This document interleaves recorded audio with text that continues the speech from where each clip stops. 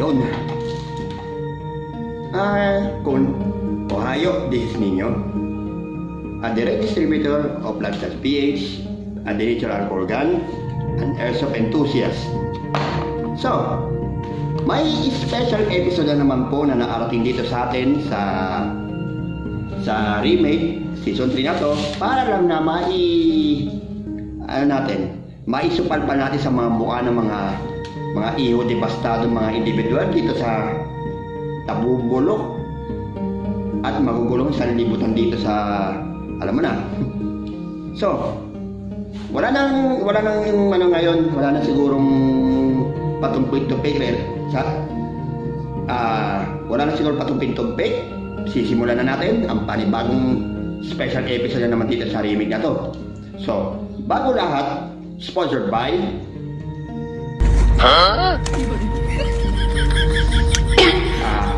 Adobong Daga, and then Lason Daga. Sige, pre-taste. Sige, break tayo natin ang mga yan. Ayan. On the special episode of Ninja's Revenge Remake Season 3, known as Unfit to Graduate. Bakit nga ba? Bakit kasi may mga nagtatanong ng mga amongers natin dyan. Bakit yan ang pinili kong title? Bakit daw yan? Kasi may ilan sa mga individual dyan na nakakala mo brumado lang konti, yumabang na. Akala mo sino na santo-santita, mga deputa, nasa kanila naman kulo. So, huwag na natin patagalin. At itong ginawa ko, sigurado napakahabang napakahabang buod na to. So ito,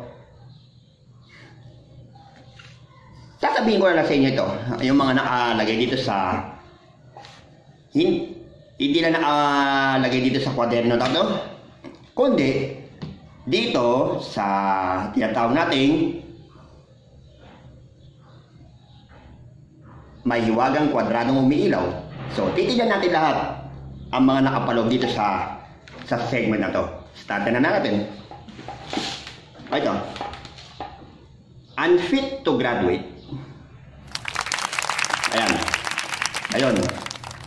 Kung ang isang graduate na individual, sinungaling, yumabang, unfit to be graduate. Kung ang isang graduate na permanent, halimbawa, kaampi sa tiwalian, unfit to be graduate.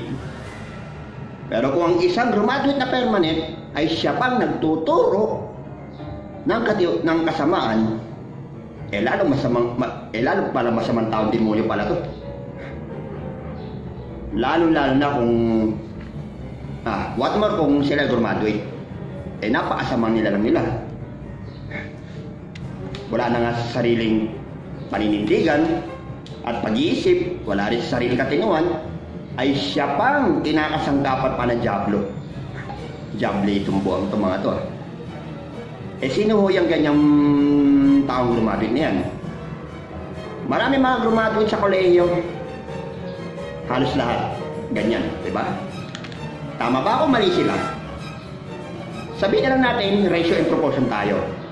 90% of the population here, 90% of the population of the graduated students here in various state universities and colleges, ganyan ang ugali. Yumabang na. Alam mo sino na. Hindi ho ba ito isang napakarahas na pamamaratan yan, kapatid, kamunggos? Hindi. Kaya kasi nalalaman yan, kaya ako nalalaman, ay sapagkat alam ko ang mga laro ng mga yan.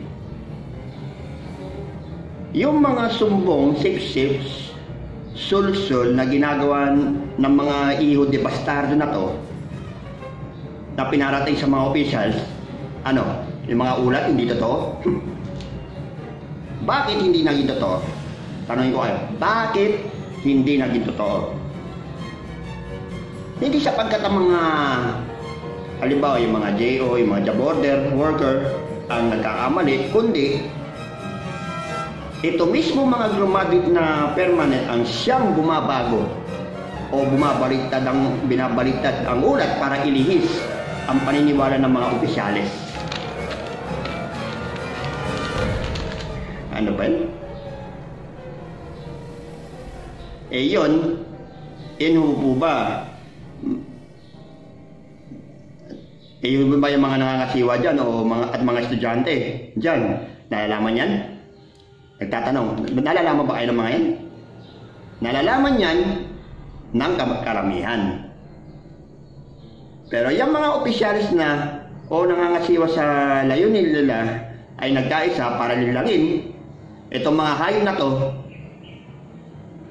nagkaisa para linlangin ang mga opisyalis o mga ngasiwa sa layunin nilang gumanda, kuminis ang mga bagay na marumi at ang mga bagay na hindi matuwid. Palibasa, gawain nyo yung mga yan eh. Ayan, isa pa napansin ko dito.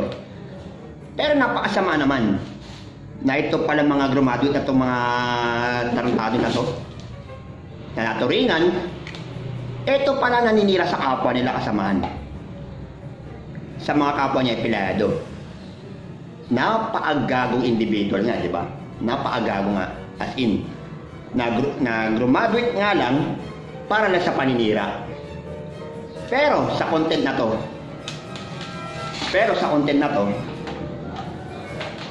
gusto kong masaktan. Gusto kong masaktan kayo.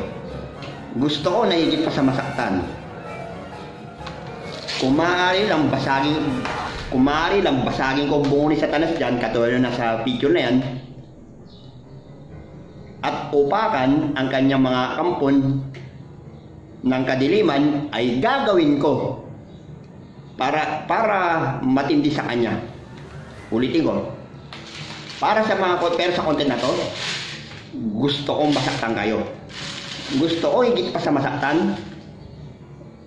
At kung maaari, babasahin ko yung mga bungo ni Satanas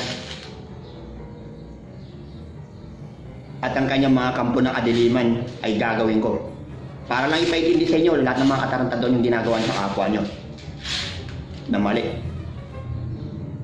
Yun nga mga taong katulad nila na graduate sa kolehiyo, talagang wala eh.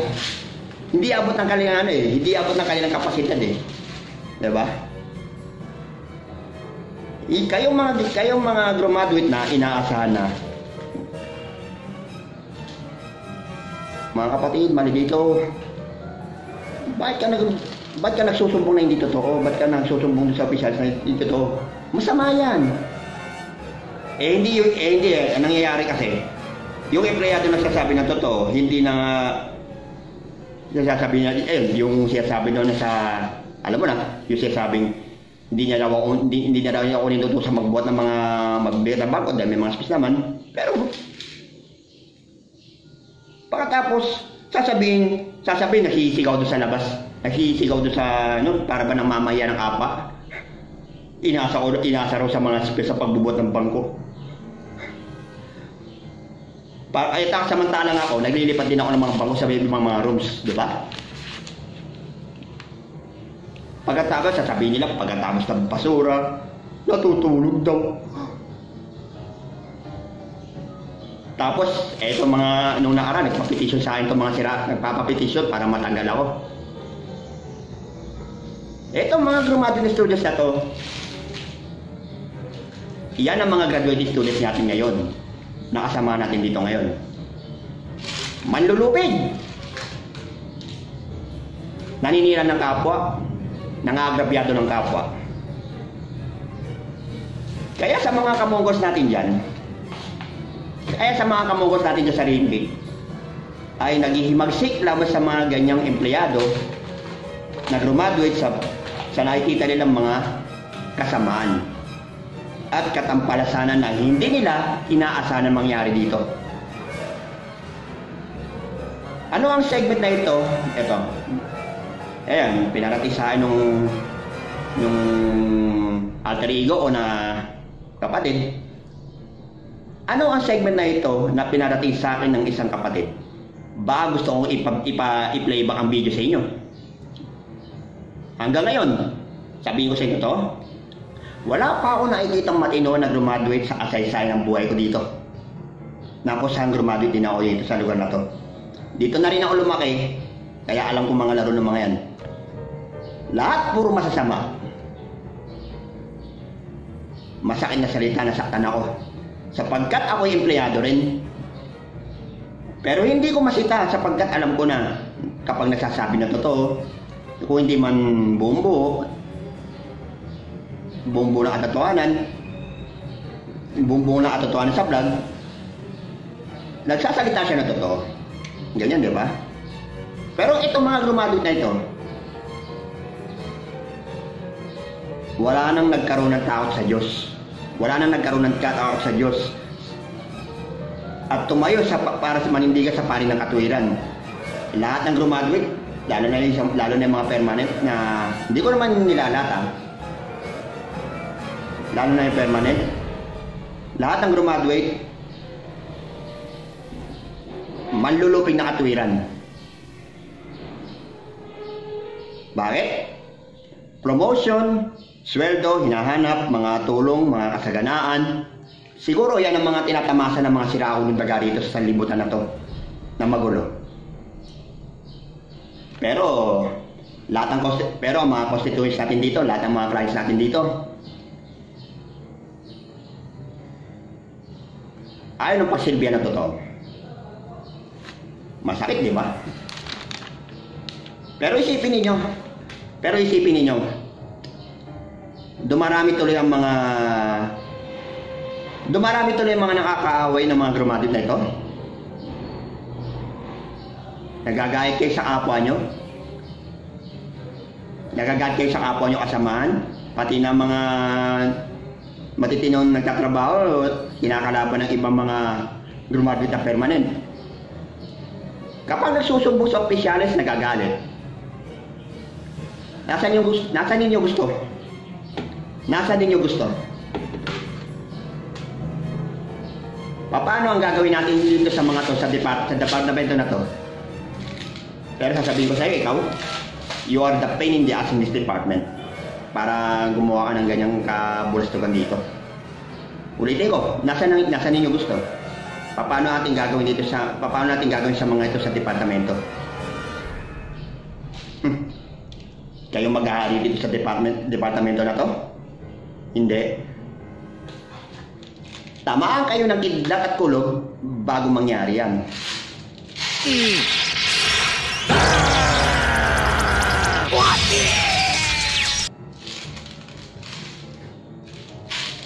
Ayan.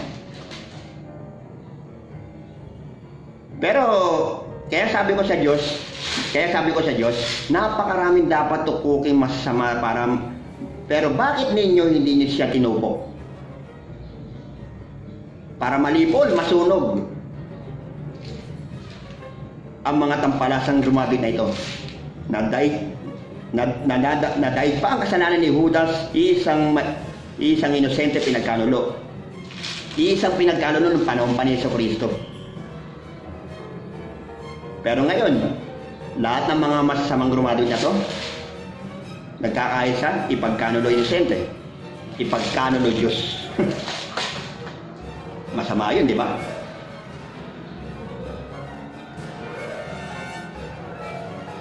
Ayan, di ba? Sila raw, nagsatanggal ngayon para sa kapaanan. Pero hanggang kailan kaya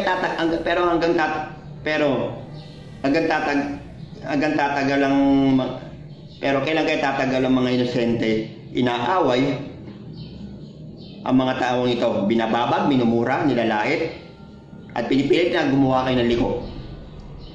Saan kayo nakakita ng mga graduate na permanent salary na siya ang magtindig sa mga nakalugmok? Yung nakatayong inosente ang ilulugmok.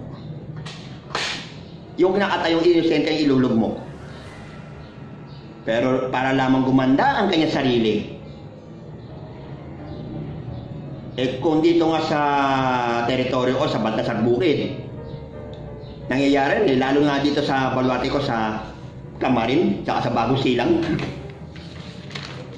Grabe, ano? Kayo mabibigla, ito yung nangyari nun eh. Kayo mabibigla, nababagong bigla ang pagpahikito sa inyo ng mga lumadog na mga na-aggravate ang mga yan. Sino gumagawa niyan? Yung mga masasamang tao na yan. Hindi inosente.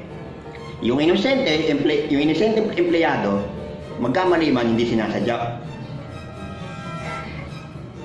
Pero yung mga yan, sinasadya. Yung mga masama, sinasadya.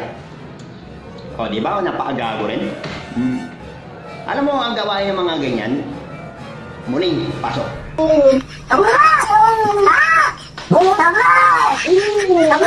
Ikaw yun. Ang dakilan pa nga. Maski saan ka pumaling sa mundong ilalim na to, wala kang makita liwanag. Bakit? Kumalat. Lumaganap ang espiritong yan, nadayain ng ulat, nadayain ng lahat ng mga sumbong, yung reports, yung petition. Para ano? Linlangin ang mga opisyalis. Sayang ang effort.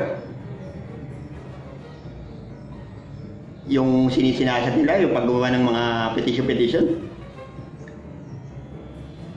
Hindi pala totoo mga sinusumbong nila. O ano nangyari sa inyo nung nakarang, siguro way back 2024 ata yun. Yung Independence Day yata. Nabigay yun, repetisyon kayo. Nag-backpack sa inyo lahat ng mga katarantaduan nyo. Lagot tayo dyan. Pero nakakalungkot dito sa tanong na to. Dito ba magwawakas ang kamatayan ng mga masasamang taong ito? Sa tinagal-tagal na panunungkulan ko dito, na nagpapakasakit at nagpapakahirap para maitaguyod ko lang aking pamamahal sa buhay. At ito ngayong abang lingkod na Maverick Hunter, na ito ay dito na lamang ba matatapos ang kanilang buhay at takbuhin? Kundi ang mga graduate na ito ang siyang lumulukay sa mga inosente na gustong manindigan at magtrabaho ng mahusay. Tinatakot. Kaya nakakaroon to niyan paniniwala na ang pinakamasamang inosente ang nagulat, ang mabuti ang tahimik, ang mabuti ang konsentidor, ang mabuti ang tiwali. Alam mo, kaya nga ang Diyos mga propeta, hukom, profesor, pagod na pagod, nakaatatag, turo, talikod ng mga tao. Ang tuntunin talaga niya, ang aral ng tinatalikuran.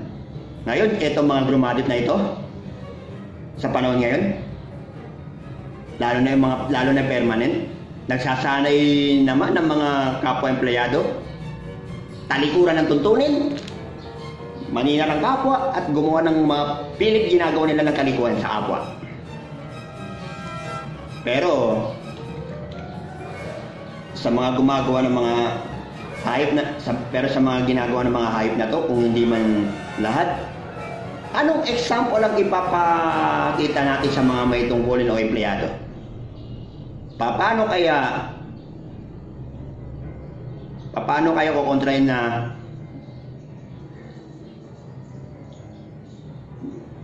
mga kapatid, magtapat kayo, ito ang sasabihin ikaw ang salbahe. Lahat inaasa mo sa space na pagbubot ng bangko. Pagkatapos mo sabihin na pagkatapos mo sabihin mo hindi mo inutos sa akin ang pagbuhat ng bangko. Dahil tapos sasabihin mo, ang ina. Alam mo pa paano kami magtatapat? Ikaw nga mismo na graduate na individual, gumagawa ng katarantaduan, gumagawa ka ng kasamaan. Paano tayo makakanika ng mga mabubuting empleyado kung ganyan ang inyong ipapamuka? Lalo kayo mga fresh graduate pa lang. Wala na ba ang bibig dyan? Lintiang ka. Graduating ka pa man din. Alam mo ikaw, ayan, nandito na lahat ng mga sinabi ko. Pero tanda mo, kung yung iba, kaya mong areglo sa mga ganyang bagay, ako aregloy mo. Pero tandaan mo, Lahat ng mga maling ginagawa mo sa apa mo, babalik at babalik siya yan.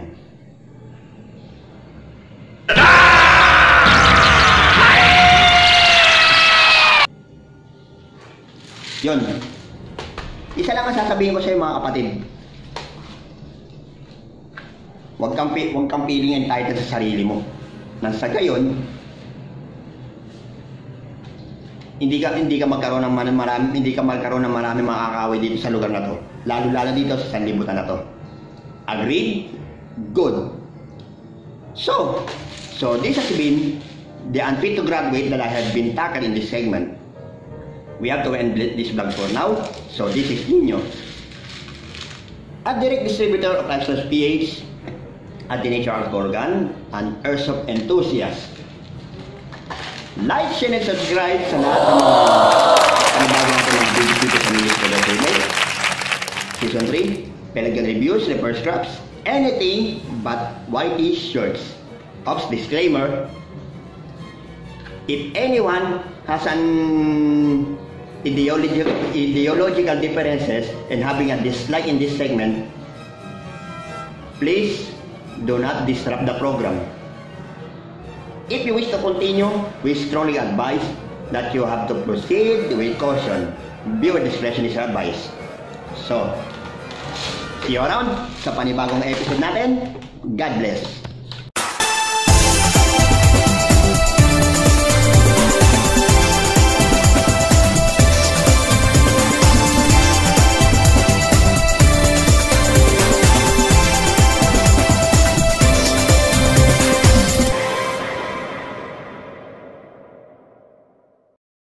本日の動画は以上です。